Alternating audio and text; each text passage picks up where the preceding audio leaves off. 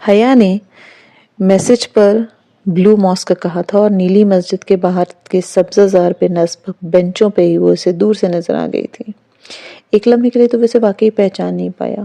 حیا نے سر پہ دوپٹہ لے رکھا تھا، گہرے سبز رنگ کا دوپٹہ جس کو مستقل چہرے کے گرد ٹھیک کر رہی تھی۔ چونکہ اسے دوپٹہ لینے کی عادت نہیں تھی اس لیے وہ بار بار سر سے پھسل جاتا تھا۔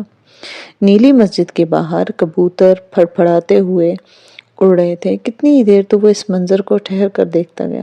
ایک دم سے اسے کچھ یاد آیا جب وہ انڈیا میں تھا اور اس بک سٹال کے ساتھ وہ لڑکی ملی تھی جسے ظاہر ہے اس کے اپنوں نے ہی بھیجا تھا۔ وہ اسے اس آفیسر کا نام دکھا کر گئی تھی جو اس کی مدد کرے گا، اور بعد میں اس کی مدد سے وہ جیل سے فرار ہوا تھا۔ اس لڑکی کے سر پر بھی ایسے ہی سفید دوپٹہ تھا، خوبصورت، بہت خوبصورت، جیسے علی کرامت کی ممی، جیسے آنے گل کی بیٹیاں، اور اب جیسی اس کی بیوی۔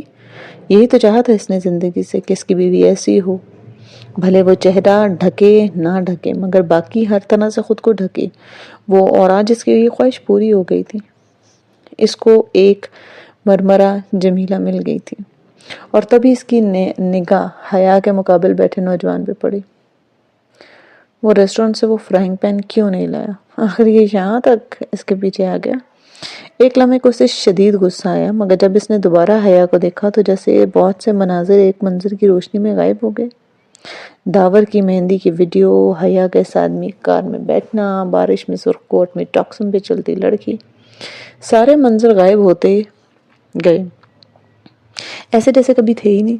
پیچھے صرف ایک منظر بچا تھا، بار بار چہرے کے گرد دوپٹہ ٹھیک کرتی ہوئی خفا اور اداس سے بیٹھی لڑکی جو ذرا غصے سے سامنے بیٹھے شخص کو کچھ کہہ رہی تھی۔ جب وہ ان کے قریب آیا تو وہ چونکی اور ایک دم اس کے چہرے کا رنگ کھل گیا۔ وہ حیران تھی، وہ خوش تھی، اور وہ اتنی بے اختیار ہو کر اٹھی کہ موبائل جو شاید اس کی گود میں تھا زور سے نیچے جا گرا۔ جی ہاں، یہ ابا کے دوست کے بیٹے ہیں، وہ تعارف کرانے لگی، اور اب وہ کیا بتاتا کہ وہ اس آدمی کو پہلے سے جانتا ہے، مگر ولید کو وہ ضرور کچھ بتانا چاہتا تھا۔ سلیمان ماموں اور حیا سے بہت ہی اپنائیت سے بات کرنے کے بعد اس نے لغاری صاحب کی سوالیہ نگاہوں کے جواب میں مسکراتے ہوئے اپنائیت سے سارے رشتوں کی وضاحت صرف ایک فقرے میں کی۔ میں، جی ہاں، سکندر، سلیمان ماموں کا بھانجا اور داماد، حیا کا ہسبینڈ۔ اور اس ایک فقرے نے اس کے اپنوں کو جو حیرت بھری خوشی عطا کی، اس سے سلیمان ماموں کا داماد اور بھانجا اور حیا کا ہسبینڈ بالآخر یہ بات جان گیا تھا کہ وہ سب یہ رشتہ چاہتے ہیں۔ ساری ناراضگیاں دور ہو گئی تھی، سارے گلے ختم ہو گئے تھے۔ اس نے اپنی بیوی کو اس شخص کے سامنے مان دیا تھا جس کے اور اس کے بیوی کے درمیان کبھی کچھ نہیں رہا تھا، ہو ہی نہیں سکتا تھا۔ شام کو جب ماموں اور ممی لاؤنج میں تھے، وہ کچن میں حیا کی مدد کروار تھا، تبھی اس نے حیا کا پلان جاننے کی کوشش کی۔ اسے ترکی سے بھیجنا چاہتا تھا، مگر حیا نے ابھی کچھ طے نہیں کیا تھا کہ اسے ترکی میں رہنا یا کسی دوسرے ملک جانا۔ جہاں نے لندن جانے کی بابت پوچھی۔ نیلی مسجد میں اس کے اعتراف کے بعد وہ امی تک ذرا ششدر سی رہی، سو فوری طور پر فیصلہ نہیں کر پائی۔ ممی اور ابا کو وہ لندن میں سیٹل کر رہا تھا، اگر حیا لندن جانے پر راضی ہوتی ہے تو وہ انہیں ان کے ساتھ لندن بھیج دے گا، لیکن اگر وہ نہیں راضی ہوتی تو وہ دوسرا طریقہ استعمال کرے گا۔ شام میں ان کی منگنی ہوئی۔ ممی کو جیسے پتا چلا کہ اس نے سب کے سامنے یہ اعتراف کیا ہے، وہ خوشی سے 2 انگوٹھیاں نکال لیں جو انہوں نے اس موقع کے لیے کافی عرصے سے سنبھال کے رکھی تھی۔ وہ واقعی اس روز مطمئن تھا۔ جب رات وہ ماموں کو چھوڑ کر گھر واپس آیا تو اس کا ارادہ اپنی بیوی کے ساتھ ایک اچھی سی کافی پینے اور ایک اچھی سی مووی دیکھنے کا تھا۔ فیملی والا احساس نہ بہت عرصے بعد دل میں جاگا تھا، اور اس احساس کو وہ جینا چاہتا تھا، مگر اسی لمحے اس نے حیا سے ایک بری خبر سنی تھی۔ تمہارے لیے کسی لڑکی کا فون آیا تھا، نام تو پتہ نہیں، مگر کہہ رہی تھی کہ تمہارا پارسل اسے نہیں ملا، کسی غلط ایڈریس پہ چلا گیا، اور کسی نے واقعتاً اس کا سانس روک لیا تھا۔ اس کا گھر ایک سیف ہاؤس کے طور پر استعمال ہوتا تھا۔ وہ جانتا تھا کہ وہاں شام سے ایک کانٹیکٹ کی کال آ سکتی تھی، اور اس کو پارسل نہ ملنے کا مطلب بھی بہت واضح ہو چکا تھا کہ جو کچھ اس نے یہاں سے بھیجا تھا وہ واپس نہیں پہنچا، بلکہ کسی غلط ایڈریس پہ چلا گیا۔ اس نے 1 سیکنڈ کے 1000ویں حصے میں پیغام کو ڈی کوڈ کی ہے۔ اس کا بھیجا ہوا لڑکا عمر واپس نہیں پہنچا تھا بلکہ گرفتار ہو گیا تھا، تو یقیناً بہت ایمرجنسی سچویشن ہوگی، اس لیے پیغام اس کے گھر چھوڑ دیا گیا تھا۔ عین ممکن ہے کہ جس نے پیغام دیا وہ بھی جلدی جلدی اپنی جگہ سے بیک اپ کر کے نکل گیا۔ خدا یہ کیا ہو گیا؟ اس لڑکے کا پکڑا گیا جانا، جیل، تشدد، اذیت، ہر طرف تنگ تاریخ سیل چھانے لگا اس کے دماغ میں، اور ایسے میں کافی اور مووی سب فضول تھا۔ پوری رات وہ صوفے پر بیٹھا ہینڈل لڑکی کی کال کا انتظار کرتا رہا، مگر کال نہیں آئی۔ 2 راتوں کی بے خوابی کے باعث صبح تک اس کی آنکھیں سرخ پڑ گئی تھیں، مگر وہ وہیں بیٹھا رہا۔ ہر کوئی جیل سے فرار نہیں ہو پاتا، لوگ برسوں جیل میں سزا اور تشدد کاٹ لیتے ہیں، خاموشی سے جان دے دیتے ہیں۔ ایک اور سپاہی ضائع ہو گیا، ایک اور اثاثہ ضائع ہو گیا۔ اس کی اذیت کی کوئی حد نہیں تھی۔ اس سارے میں حیا کا ذہن اس کے ذہن سے بالکل نکل گیا۔ صبح ہوتے وہ واپس چلی گئی، جہاں نے اسے روکا بھی نہیں۔ اس کے پاس کرنے کو بہت سے دوسرے کام تھے۔ اگلے روز وہ بیو کا در چلا گیا۔ حیا، پزل باکس، جواہر کا لاکر، اس نے سب کچھ ذہن سے جھٹک کر خود کو ہوٹل گرینڈ میں مصروف کر لیا۔ ریسٹورانٹ میں اس نے بتا دیا تھا کہ اگر اس کی دوست حیا شام میں آئی تو کہنا کہ جہاں جلدی اٹھ کر چلا گیا، اگر صبح میں آئے تو کہنا وہ آیا ہی نہیں تھا۔ چند روز وہ واقعی نہیں آئی۔ عمر کی گرفتاری کی بھی تصدیق ہو گئی تھی، اور پھر انہی دنوں وہ بالآخر خود کو راضی کر کے انقرہ چلا گیا۔ یہیں سے اپنا چیک اپ کروانا تھا۔ صدقہ درد جو کہ بدترین ہوتا جا رہا تھا، گردن تک جاتا تھا، اسے اب اس کا علاج کروانا تھا۔ جیل سے رہا ہونے کے بعد اس نے گردن کی طرف سے ایک MRI کروایا تھا، مگر برین MRI اس نے نہیں کروایا تھا۔ اپنا درد اس نے ہر جگہ چھپانا چاہا، مگر اب تکلیف اتنی ہو رہی تھی کہ نہیں چھپایا جا رہا تھا۔ یہ وقت کے ساتھ بڑھتی چلی جاتی۔ 5 سال جہاں نے اس اذیت کے ساتھ گزارے تھے، اب بالآخر وہ اس کا سامنا کرنا چاہتا تھا۔ MRI سے قبل سادہ ایکس رے سے ہی سارا معاملہ صاف ہو گیا۔ اس کو ایکس رے دکھانے سے قبل ڈاکٹر نے پوچھا تھا، کیا تمہارے سر پہ کوئی چوٹ آئی ہے؟ کوئی ایکسیڈنٹ جس میں کوئی چیز تمہارے سر پہ لگا ہو؟ ہاں، میری ایک لڑائی ہوئی تھی کچھ لوگوں سے، انہوں نے مجھے سر پر ایک تلے کی طرح کی چیز ماری تھی، جس سے سر سے خون بھی نکلا تھا، مگر خون اتنا زیادہ نہیں تھا۔ آنکھ کے قریب زخم سا ہوا تھا، جس سے تھوڑا سا خون نکل کر کنپٹی تک ہی گرا تھا۔ مجھے افسوس ہے، لیکن ڈاکٹر نے ایکس رے سامنے رکھا۔ شاید جس چیز سے انہوں نے تمہیں مارا تھا، اس پہ چھوٹی سی کیل لگی تھی، 1.1 انچ کی کیل جو تمہاری آنکھ کے قریب گھس گئی تھی۔ اس نے بے اختیار آنکھ کے قریب چہرے پر ہاتھ رکھا تو وہ ایک آبجیکٹ فورن کے ساتھ پچھلے 5 برس سے رہ رہا تھا، اور اسے کبھی پتہ ہی نہیں چلا تھا۔ اب کیا ہوگا؟ ہمیں سرجری کے ذریعے یہ فورن آبجیکٹ ریموو کرنا پڑے گا، مگر آپ بتا دیں جو بھی بتانا چاہتے ہیں، میں تیار ہوں۔ دیکھو، میڈیکل ہسٹری میں ایسے بہت سارے کیسز آتے ہیں، اور جس میں لوگ برسوں فورن آبجیکٹ کے ساتھ رہتے ہیں اور انہیں علم بھی نہیں ہوتا۔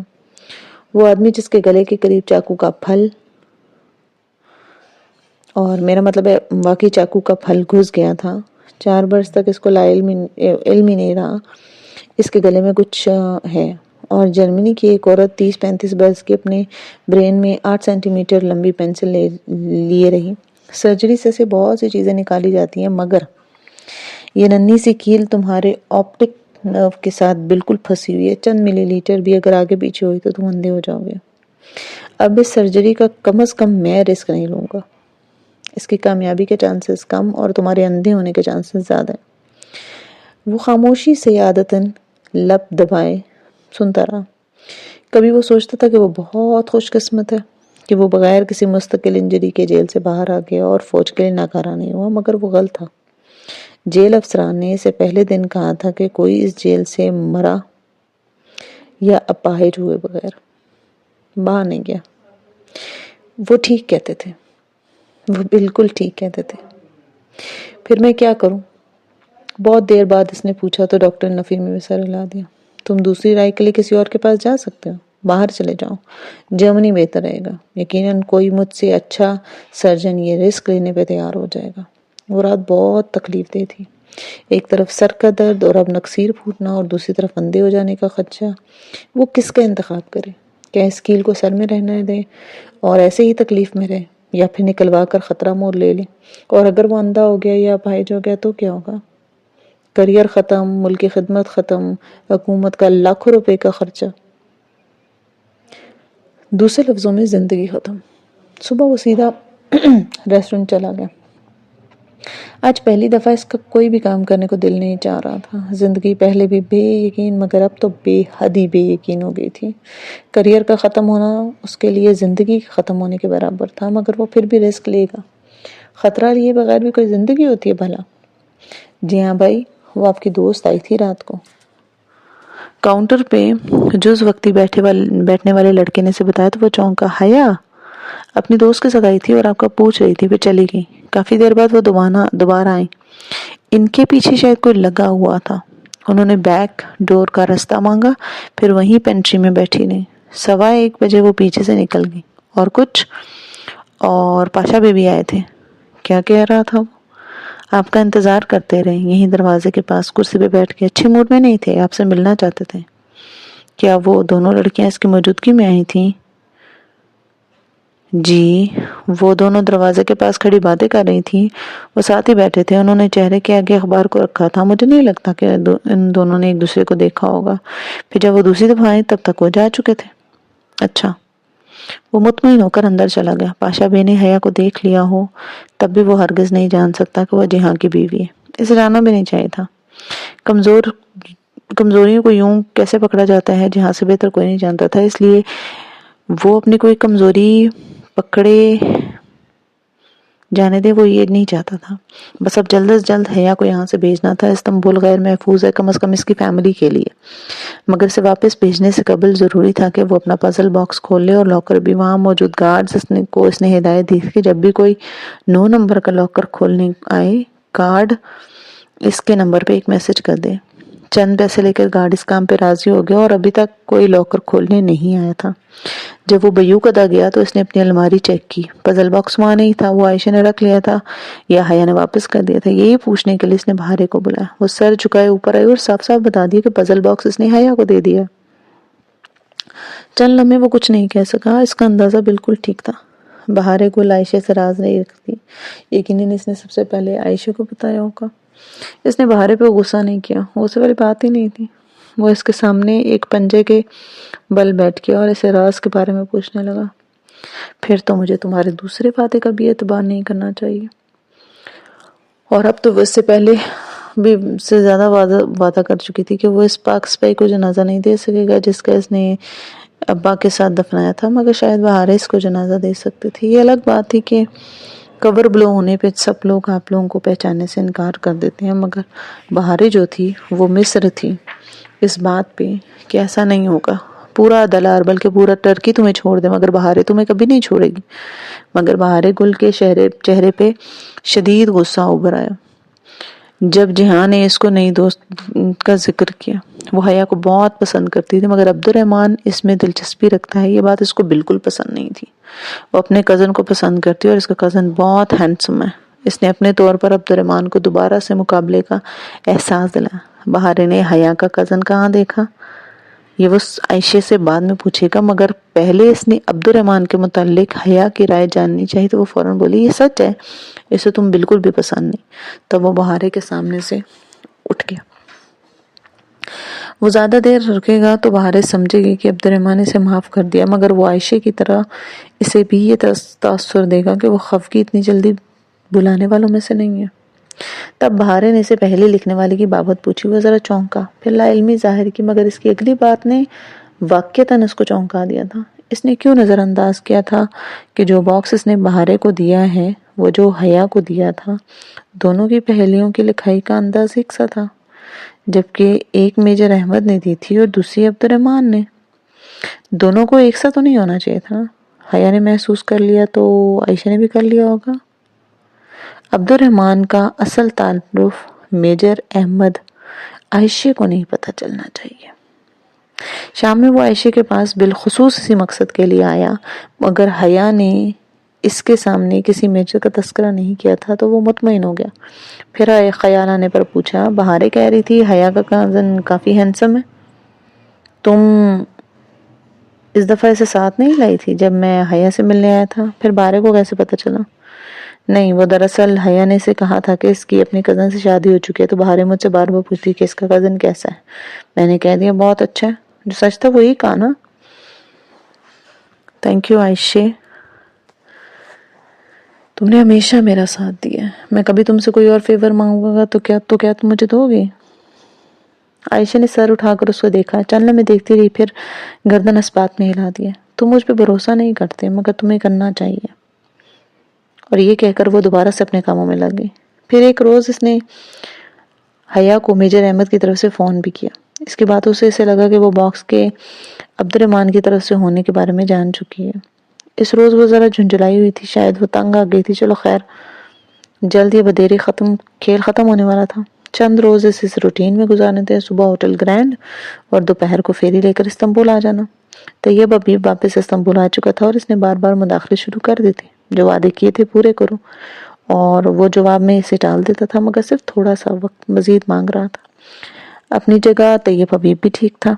اس کی زندگی استنبول میں تنگ ہو چکی تھی۔ اس کے دشمن عبد الرحمن کے دشمنوں سے بھی زیادہ تھے، مگر وہ کیا کرتا، ہر چیز اس کے ہاتھ میں تو نہیں تھی نا۔ سارے احکامات کے پیچھے سے اس کو بیچے سے آتے، سو وہ طیب حبیب کو جھڑک کر خاموش کروا دینے کے علاوہ کچھ نہیں کر سکتا تھا۔ طیب بکتا جھکتا مگر پھر بھی خاموش ہو جاتا۔ وہ عبد الرحمن کو انکار نہیں کیا کرتا تھا، اپنے غصے کا اظہار کر دینے کے بعد بس پائی بھی اختیار کر لیا کرتا تھا۔ اس کو معلوم تھا کہ اس کی بقا عبد الرحمن کے ساتھ ہے، اس کی دشمنی میں نہیں۔ چند روز بعد اسے احساس ہوا کہ حیا اپنے فون میں اس کے ٹریسر کے بارے میں علم ہوگی، کیونکہ اس روز جب وہ اچانک سے برگر کنگ آئی تو وہ ذرا حیران ہوا۔ وہ چاہتی تھی کہ آج وہ دونوں مل کر استقلال اسٹریٹ کو چلتے چلتے ختم کریں۔ وہ کام چھوڑ کر باہر آیا اور ساتھ میں اپنا فون بھی چیک کیا۔ اس کا ریسیور اسے بتا تھا کہ ٹریسر سبحان جی میں ہے، جبکہ حیا کا فون اس کے ہاتھ میں تھا۔ اچھا، تو اس نے ٹریسر فون سے نکال دیا۔ شاید اسی لیے اس نے صبح میجر احمد کے نمبر پر ٹیکسٹ کیا کہ وہ کوئی خاص بات کرنا چاہتی ہے۔ جہاں نے سوچا کہ فارغ ہو کر اسے کال کرے گا، مگر فراغت سے قبل وہ خود ہی آ گئی تھی۔ وہ دونوں ہلکی پھلکی باتیں کرتے ہوئے استقلال اسٹریٹ میں آگے بڑھنے لگے۔ جہاں کو یاد ہے کہ جب حیا کا جنجر بریڈ ہاؤس اس نے توڑا تھا تو وہ اس کے ڈورم سے باہر نکل کر کھڑا ہوا تھا، تب اس نے اسے ٹائمڈ کال کی تھی، شاید اس کی موجودگی میں کال آنے پر حیا اپنا مسئلہ بتا سکے۔ اس روز بھی وہ بار بار ادھر ادھر کی بات کر گئی تھی۔ آج اس کے ساتھ جدیسی میں چلتے ہوئے اس نے پھر سے وہی فیصلہ کیا۔ اب ان دونوں میں اتنا اعتبار ہو چکا تھا کہ حیا اسے سب کچھ بتا دے۔ وہ جوس لینے کے لیے کیفے میں گیا اور اس کال ٹائم سیٹ کر کے جوس لے کر باہر آ گیا۔ اس نے ریکارڈنگ نہیں لگائی تھی۔ جب حیا کال اٹھائے گی تو وہ رابطہ منقطع کر دے گا۔ وہ سمجھے گی کہ دوسری جانب سے کال کٹ گئی۔ وہ سننا چاہتا تھا اس کال کی کہ وہ کیا وضاحت دے گی۔ وہ دونوں اب گلی میں کافی آگے بڑھ گئے تھے۔ حیا نے اسے لندن جانے کا پوچھا ضرور تھا، مگر خود اس کا اپنا فیصلہ بیوقدہ میں رہنے کا تھا۔ میں اپنی دوست کے ساتھ بیوقدہ میں رہنا چاہتی ہوں، وہ شان بے نیازی سے شانے اچکاتے ہوئے کہتی چلی گئی۔ اس روز بھی اس نے سکارف چہرے کے گرد لپیٹ رکھا تھا۔ جو وہ چاہتا تھا اس نے کبھی حیا سے نہیں کہا، پھر بھی وہ ہو گیا تھا۔ اسے آگے وہ اور کیا چاہ سکتا ہے؟ بس اعتبار کا وہ رشتہ، جب وہ پیدا ہو جائے گا تو وہ اسے خود بتا دے گا کہ وہ جنت کے پتوں میں کتنی خوبصورت لگتی ہے۔ اب بھی جہاں نے اس کو ایک ٹرک دکھا کر اخبار طے کر کے پکڑا ہی تھا کہ حیا کا موبائل بج اٹھا۔ حیا نے فون نکال کر دیکھا، پھر کال کٹ کر دی۔ میجر احمد کی کال تھی، کچھ کام تھا ان سے۔ وہ اتنی صاف گوئی سے اسے بتاتے کہ وہ اس کی توقع نہیں کرتا۔ اس کے پوچھنے پر حیا نے بس اسے اتنا بتایا کہ میجر احمد کون ہے، مگر آگے پیچھے کچھ نہیں۔ سچ بتانے اور اعتبار کرنے میں بہت فرق ہوتا ہے نا۔